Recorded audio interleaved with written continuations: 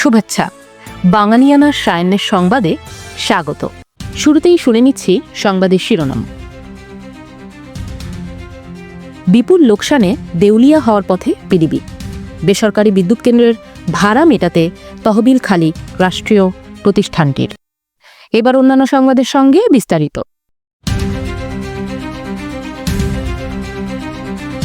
2025 সালে বিদ্যুৎ উন্নয়ন বোর্ড পিডিবির লোকসান বেড়ে দাঁড়িয়েছে 50,000 কোটি টাকার বেশি। গত দেড় দশকে বিদ্যুতের দাম 3 গুণ বাড়িয়েও লোকসানের বৃত্ত থেকে বের হতে পারেনি পিডিবি। সংশ্লিষ্ট সূত্র বলছে, বিদ্যুৎ উৎপাদন দ্রুত বাড়াতে বিদ্যুৎ ও জ্বালানির দ্রুত সরবরাহ বাড়াতে করা বিশেষ আইনের অধীনে প্রতিযোগিতা ছাড়াই স্থাপিত বেসরকারি কেন্দ্রগুলো থেকে পারস্পরিক যোগ সাজশে বেশি দামে বিদ্যুৎ কেনা, বেসরকারি বিদ্যুৎ কেন্দ্রের ভাড়া পরিশোধের কারণে পিডিবি এ অবস্থায় পৌঁছেছে। 2024-25 অর্থ বছরে পিডিবিকে কেন্দ্র ভাড়া দিতে হয়েছে 42,000 কোটি টাকা, যা আগের বছরের চেয়ে 10,000 কোটি টাকা বেশি। আবার বেশি দামের বিদ্যুৎ কিনে বিক্রি করছে কম দামে, ফলে সংকট বাড়ছে পিডিবির। বিদ্যুৎ খাতে গত অর্থ বছরে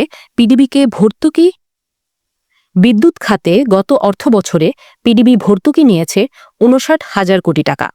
পিডিবির হিসাব অনুযায়ী 2010 সালে খুচরা বিদ্যুতের গড় মূল্য ছিল প্রতি ইউনিট 2 টাকা 50 পয়সা। দেড় দশকের ব্যবধানে এখন সেই বিদ্যুৎ বিক্রি করা হচ্ছে 7.04 টাকায়। অর্থাৎ এই সময়ের মধ্যে দাম বেড়েছে ইউনিট প্রতি 4 টাকা 54 পয়সা বা 181%। জাতীয় পর্যালোচনা কমিটির প্রতিবেদনে বলা হয়েছে, বর্তমানে পিডিবিকে সরকারি বেসরকারি বিদ্যুৎ কেন্দ্রগুলো থেকে প্রতি ইউনিট বিদ্যুৎ গড়ে 12 টাকা 35 পয়সা দরে কিনতে হচ্ছে। সেই বিদ্যুৎ বিতরণ কোম্পানিগুলোর কাছে বিক্রি করতে হচ্ছে প্রতি ইউনিট গড়ে 6 টাকা 63 পয়সায়।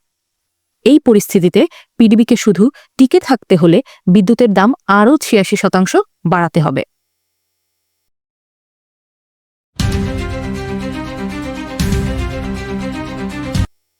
এমপিওভুক্ত শিক্ষকদের দীর্ঘ প্রতীক্ষার অবসান ঘটিয়ে বদলালি নীতিমালা 2026 জারি করেছে শিক্ষা মন্ত্রণালয়। নতুন নিয়ম অনুযায়ী চাকরির মেয়াদ 2 বছর পূর্ণ হলে শিক্ষকরা অনলাইনে বদলির আবেদন করতে পারবেন। পুরো প্রক্রিয়াটি স্বয়ংক্রিয় সফটওয়্যারের মাধ্যমে সম্পন্ন হবে, যা স্বচ্ছতা নিশ্চিত করবে।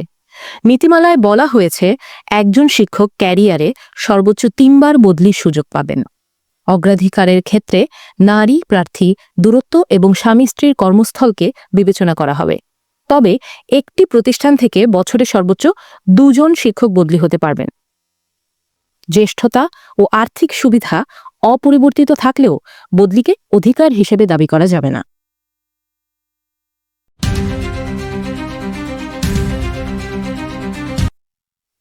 মহারাষ্ট্রের মুখ্যমন্ত্রী এবং এনসিপি প্রধান অজিত পাওয়ার এক মর্মান্তিক বিমান দুর্ঘটনায় প্রাণ হারিয়েছেন।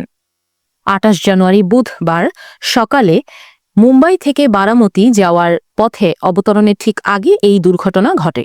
এতে অজিত পাওয়ারের সঙ্গে থাকা পাইলট ও নিরাপত্তা কর্মী সহ মোট 5 জন নিহত হন।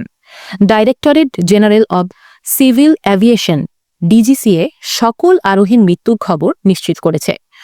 দুর্ঘটনার কারণ অনুসন্ধানে উচ্চ পর্যায়ে তদন্ত শুরু হয়েছে। এই আকস্মিক বিয়োগে ভারতের রাজনৈতিক মহলে গভীর শোকের ছায়া নেমে এসেছে।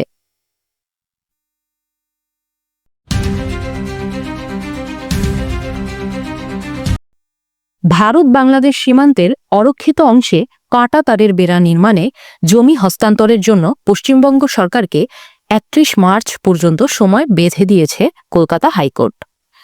মঙ্গলবার প্রধান বিচারপতি সুজয় পাল ও বিচারপতি পার্থসারথী সেনের ডিভিশন বেঞ্চ এই নির্দেশ দেন। আদালত জানান, জাতীয় নিরাপত্তার প্রশ্নে সামাজিক প্রভাব মূল্যায়ন এর অজুহাতে জমি অধিগ্রহণে বিলম্ব গ্রহণযোগ্য নয়।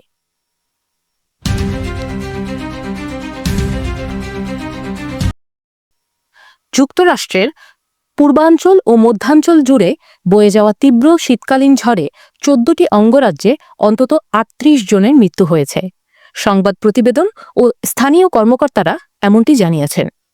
এ ঝড়ের কারণে দেশটির মধ্য ও পূর্বাঞ্চলের অধিকাংশ এলাকার তাপমাত্রা 0 ডিগ্রির নিচে অবস্থান করছে, আর এলাকাগুলো তুষার ও বরফে আচ্ছন্ন হয়ে আছে। শুক্রবার থেকে শুরু হওয়া ঝড়টি পরবর্তী 2 দিন ধরে বিশাল একটি অঞ্চলকে পুরো তুষারের চাদরে ঢেকে দেয়। ভারী তুষারপাতের কারণে রাস্তায় যান চলাচল ব্যাহত হয়। ব্যাপক ফ্লাইট বাতিলের ঘটনা ঘটে এবং লাখ লাখ গ্রাহক বিদ্যুৎবিহীন হয়ে পড়ে। নিউ ইয়র্ক নগরীর মেয়র জোহরান মামদানি মঙ্গলবার এক সংবাদ সম্মেলনে জানিয়েছেন, যাদের মৃত্যু হয়েছে তাদের মধ্যে 10 জন তার শহরের। নগরীটিতে 8 বছরের মধ্যে তাপমাত্রা সর্বনিম্ন পর্যায়ে আছে। এই 10 জনকেই বাইরে আশ্রয়হীন অবস্থায় পাওয়া গেছে, তবে তারা গৃহহীন ছিলেন কিনা তা পরিষ্কার করা হয়নি।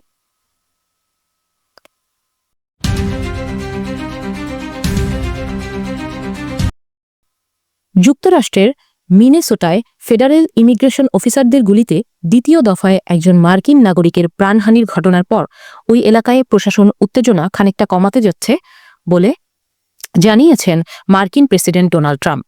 27 জানুয়ারি মঙ্গলবার ফক্স নিউজে দেয়া এক সাক্ষাৎকারে তিনি বলেন, সবশেষ কথা, এটা ভয়াবহ ছিল। 2টি ঘটনাই ভয়াবহ ছিল। জানুয়ারির শুরুতে একজন অভিবাসন কর্মকর্তার গুলিতে নিহত হন রেনি গুড নামের একজন নাগরিক। এরপর অ্যালেক্স প্রেত্তি, যিনি গত সপ্তাহের শেষ দিকে আইস কর্মীরা আটক করার সময় একজন অফিসারের গুলিতে নিহত হন। প্রেত্তির মৃত্যুর পর স্থানীয়রা আবারও বিক্ষোভ শুরু করে এবং দেশজুড়ে এই জনরোষ ছড়িয়ে পড়ে। এই ঘটনায় উভয় দলের আইন প্রণেতাদের সমালোচনার মুখে পড়ে ট্রাম্প প্রশাসন। অবশ্য ট্রাম্পের করা সবশেষ এই মন্তব্য মিনেসোটায় চলমান কার্যক্রম থেকে তার প্রশাসনের পিছিয়ে আসার লক্ষণ হিসেবেই দেখা হচ্ছে।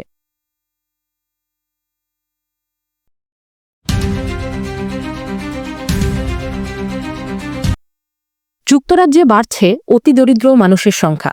27 জানুয়ারি মঙ্গলবার প্রকাশিত এক গবেষণা প্রতিবেদনে দেখা গেছে, দেশটিতে বর্তমানে অতি দরিদ্র অবস্থায় বাস করছে প্রায় 68 লাখ মানুষ, যা গত 3 দশকের মধ্যে সর্বোচ্চ পর্যায়ে পৌঁছেছে।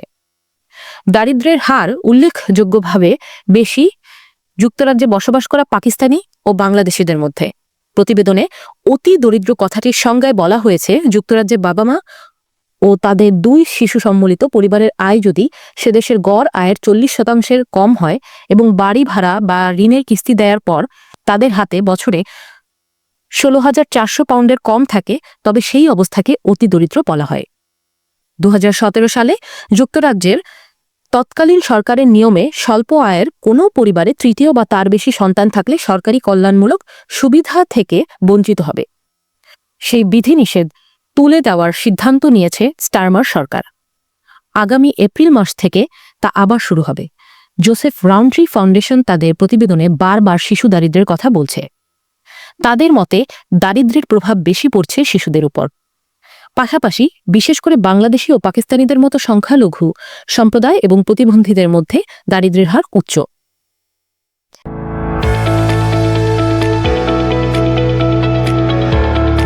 এবার শুনে নিচ্ছি বাঙালিয়ানা বাণিজ্য সংবাদ। বিশ্ববাজারে মার্কিন ডলারের মান কমে 2022 সালের ফেব্রুয়ারির পর সর্বনিম্ন পর্যায়ে নেমেছে। প্রধান 6টি মুদ্রার বিপরীতে ডলার ইন্ডেক্স 95.566 এ নামলেও সোনার দাম রেকর্ড গড়ে আউন্স প্রতি $5,000 ছাড়িয়েছে। ফেডারেল রিজার্ভের সুদ হার কমানোর পূর্বাভাস, ক্রমবর্ধমান রাজস্ব ঘাটতি এবং ট্রাম্প প্রশাসনের নীতি নিয়ে অনিশ্চয়তায় বিনিয়োগকারীরা আস্থা হারাচ্ছেন। জাপানি ইয়েনকে শক্তিশালী করতে যুক্তরাষ্ট্রে ও জাপানের সম্ভাব্য যৌথ হস্তক্ষেপের গুঞ্জনে ডলারের পতন আরও ত্বরান্বিত হয়েছে। ডলারের এই দুর্বলতা মার্কিন রপ্তানিতে সহায়ক হলেও বৈশ্বিক আর্থিক স্থিতিশীলতা নিয়ে উদ্বেগ বাড়াচ্ছে।